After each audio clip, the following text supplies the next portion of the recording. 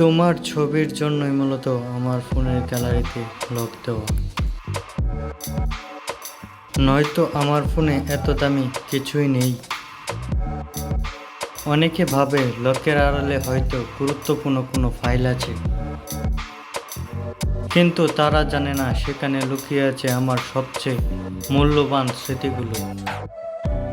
তোমার হাসি, তোমার পাঠানো ছবি আর কিছু মুহূর্ত যেগুলো এখনো শুধু স্মৃতি।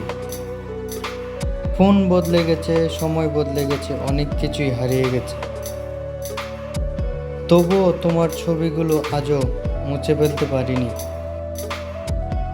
কারণ সেগুলো শুধু ছবি না, সেগুলোর সাথে জড়িয়ে আছে আমার অনেক অনুভূতি, অনেক না বলা কথা।